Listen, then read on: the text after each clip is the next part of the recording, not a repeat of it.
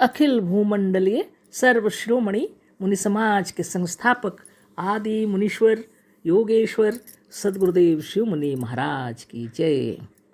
उपस्थित मुनि वृंद, साधु सज्जन वृंद, संत वृंद, साधक वृंद, आध्यात्म ज्ञान के जिज्ञासुओं और प्रेमियों, सभी श्रोता वृंद, आप सबको मेरा कोटिशः नमन, सप्रेम जय जीव। तो आध्यात्मिक चर्चा चल रही है और हम लोग सद्गुरुदेव शिव मुनि महाराज रचित ग्रंथ सत्य सुंदर और स्वतंत्र विचार पर चर्चा कर रहे हैं। अध्याय 19 पर चर्चा हो रही है। शीर्षक दिए हैं सद्गुरुदेव ज्ञान योग। और ये अध्याय सत्य सुंदर स्वतंत्र विचार का अंतिम अध्याय है और आज जिस पर चर्चा होगी वह अंतिम पैराग्राफ इस अध्याय का। ठीक है ना। तो बहुत सुंदर बात है, इसको थोड़ा पढ़ लेते हैं हम लोग, है ना। तो कल जो पढ़े थे उसको भी थोड़ा याद कर लेते हैं, है ना, अच्छा रहेगा। तो आगे की बात भी आप समझ में आ जाएगा हम लोग को, है ना।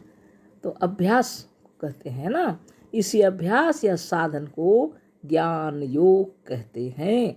इसी तरह से दूसरे ज्ञान के सिद्धांतों का भी अभ्यास किया जाता है। बहुत विस्तार से सुंदर ज्ञान दिए, बहुत विस्तार से, है ना। अभी हम लोग अंतिम पैराग्राफ पढ़ते हैं। आप ब्रह्म हैं, यदि यह बात सत्य है तो दूसरे चाहे आपके भरोसे रहें, आप दूसरों के भरोसे न रहें।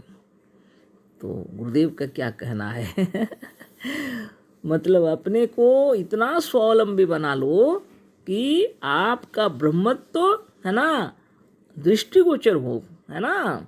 ऐसा रहना पड़ेगा। इसके लिए बहुत साधना, बहुत तपस्या, बहुत तपबल की आवश्यकता पड़ती है। इसलिए नियमित योगाभ्यास करना पड़ेगा, नित्य नित्य योगाभ्यास करना पड़ेगा और सद्गुरुदेव की किताबों का अध्ययन करना पड़ेगा, सत्संग में जाना पड़ेगा। तब आपका आत्मबल, मनोबल, ज्ञान बल, योग बल उच्च से उच्च कोटि का होगा। अगर यह आत्मबल, मनोबल, ज्ञान बल, योग बल उच्च कोटि का हो और जीवन आपका यम नियम पर आधारित हो, तो आसन, प्राणायाम, प्रत्याहार, धारणा, ध्यान और समाधि सब मिलाकर आपको ब्रह्मत्व का ब्रह्मत्व का ज्ञान हो जाएगा। अपने आप में समाहित है सब कुछ, है ना। इसको गुरुदेव कह रहे हैं आप ब्रह्म हैं यदि यह बात सत्य है तो दूसरे चाहे आपके भरोसे रहें, आप दूसरों के भरोसे न रहें, है ना। धन धान्य से संपन्न होने के लिए आपको मेहनत करना पड़ेगा, है ना। आपके भरोसे चाहे कोई रहे कोई बात नहीं, पर आप दूसरों के भरोसे ना रहें। शरीर को भी स्वस्थ, निरोग, निर्मल बनाना पड़ेगा। नहीं तो हम लोग को दूसरों के भरोसे रहना पड़ता है ना। इसलिए शरीर का अगर कोई परेशानी है तो कोशिश करनी चाहिए कि वह निरोग हो जाए, जिससे हम लोग स्वावलंबी हो जाएं। थोड़ा समय लगेगा तो लगे, लेकिन आप अभ्यास करते रहिए, है ना।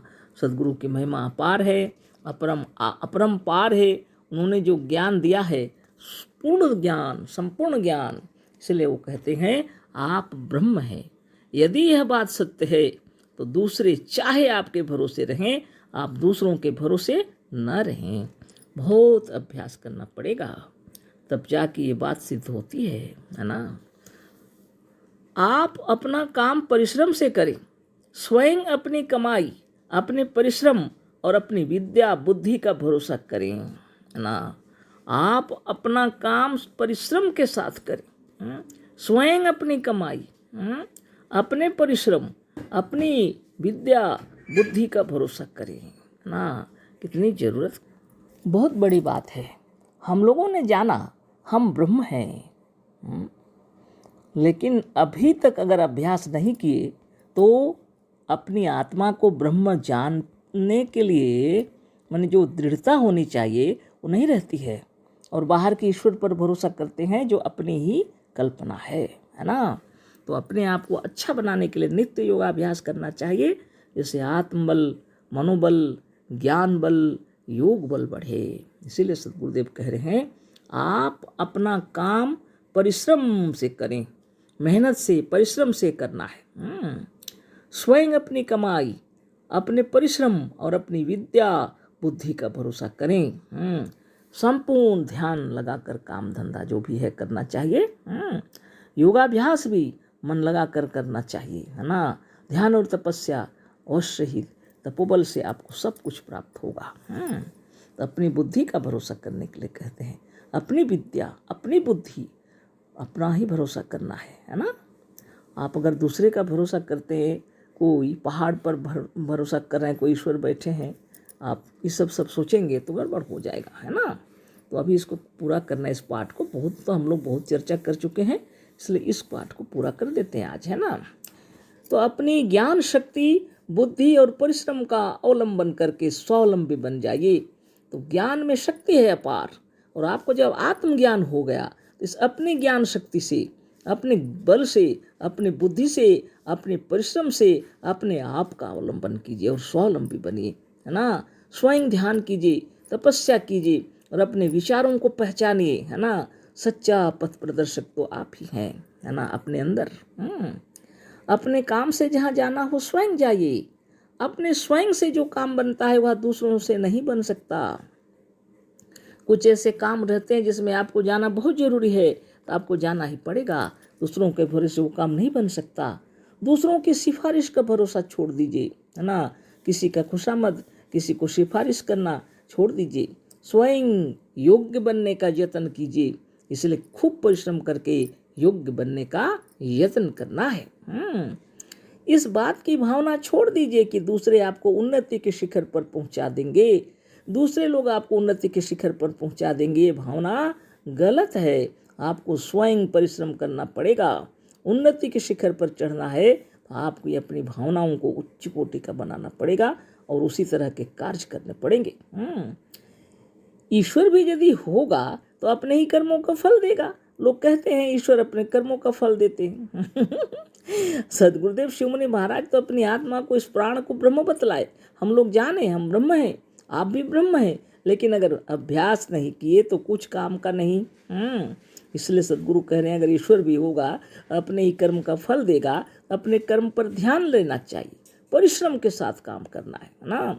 जब हमें अपने ही कर्मों का फल भोगना है तो ईश्वर का भी भरोसा छोड़कर पूर्ण स्वावलंबी और स्वतंत्र बन जाना चाहिए, है ना। मन ध्यान लगाकर पढ़ाई लिखाई आगे बढ़ना है तो बिजनेस, खेती, हर एक चीज जो कुछ आप कर रहे हैं अपने भरोसे कीजिए। इसका अभ्यास यह है कि इसी भावना के साथ सर्वदा अपने काम को स्वयं अपने द्वारा पूर्ण करने का यत्न कीजिए, है ना। बहुत मेहनत की बात है, बहुत परिश्रम की बात है। सर्वदा अपने आप पर ध्यान लगाना पड़ेगा, है ना। अपने काम को स्वयं अपने पूर्ण करने का यत्न करना चाहिए, कीजिए बोल रहे हैं। अपने काम में अपने साथ किसी को सिफारिश करने के लिए ना ले जाइए।